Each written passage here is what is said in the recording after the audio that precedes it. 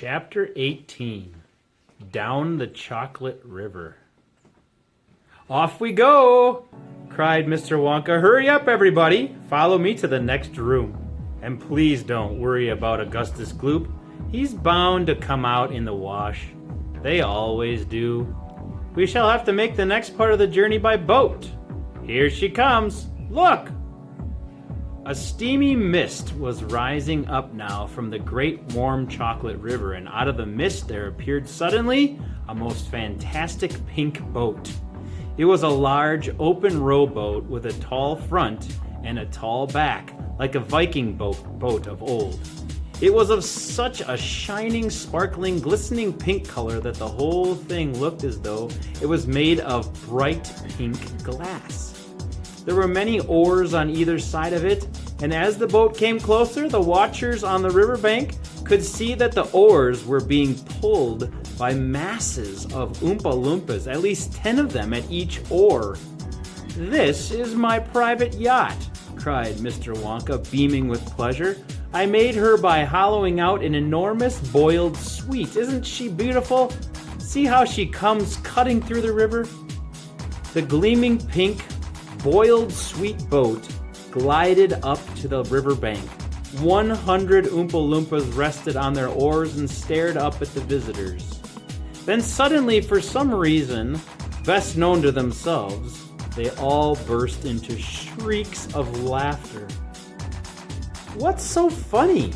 asked Violet Beauregarde. "Oh, don't worry about them," cried Mr. Wonka. "They're always laughing. They think everything's a colossal joke. Jump into the boat, all of you. Come on, hurry up." As soon as everyone was safely in, the Oompa Loompas pushed the boat away from the bank and began to row swiftly down river. "Hey there, Mike TV!" shouted Mr. Wonka. "Please do not lick the boat with your tongue.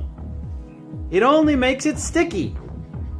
"Daddy," said Veruca Salt, "I want a boat like this. I want you to buy me a big, pink, boiled sweet boat exactly like Mr. Wonka's. And I want lots of Oompa Loompas to row me about. And I want a chocolate river. And I want... "She wants a good kick in the pants," whispered Grandpa Joe to Charlie. The old man was sitting in the back of the boat, and little Charlie was right beside him. Charlie was holding on tightly onto Grandfather's bony old hand. He was in a whirl of excitement. Everything that he had seen so far, the great chocolate river, the waterfall, the huge sucking pipes, the candy meadows, the Oompa Loompas, the beautiful pink boat, and most of all, Mr. Willy Wonka himself had been so astonishing that he began to wonder whether there could possibly be any more astonishments left. Where were they going now? What were they going to see? And what in the world was going to happen in the next room? "Isn't this marvelous?" said Grandpa Joe, grinning at Charlie. Charlie nodded and smiled up at the old man. Suddenly, Mr. Wonka, who was sitting on Charlie's other side, reached down into the bottom of the boat, picked up a large mug, dipped it into the river, filled it with chocolate, and handed it to Charlie. "Drink this," he said. "It'll do you good. You looked starved to death." Then Mr. Wonka filled a second mug and gave it to Grandpa Joe. "You too," he said. "You look like a skeleton. What's the matter? Hasn't there been anything to eat in your house lately?" "Not much," said Grandpa Joe. Charlie put the mug to his lips, and as the rich, warm, creamy chocolate ran down his throat into his empty tummy, his whole body from head to toe began to tingle with pleasure, and a feeling of intense happiness spread over him. "You like it?" asked Mr. Wonka. "Oh, it's wonderful," Charlie said. "The creamiest, loveliest chocolate I've ever tasted," said Grandpa Joe, smacking his lips. "That's because it's been mixed by waterfall," Mr. Wonka told him. The boat sped on down the river. The river was getting narrower. There was some kind of a dark tunnel ahead, a great round tunnel that looked like an enormous pipe. And the river was running right into the tunnel, and so was the boat. "Row on!" shouted Mr. Wonka, jumping up and waving his stick in the air. "Full speed ahead!" And with the Oompa Loompas rowing faster than ever, the boat shot into the pitch-black tunnel, and all the passengers screamed with excitement. "How can they see where they're going?" shrieked Violet Beauregard in the darkness. "There's no knowing where they're going," cried Mr. Wonka, hooting with laughter. "There's no earthly way of knowing which direction they are going. There's no knowing where we're rowing or which way the river's flowing.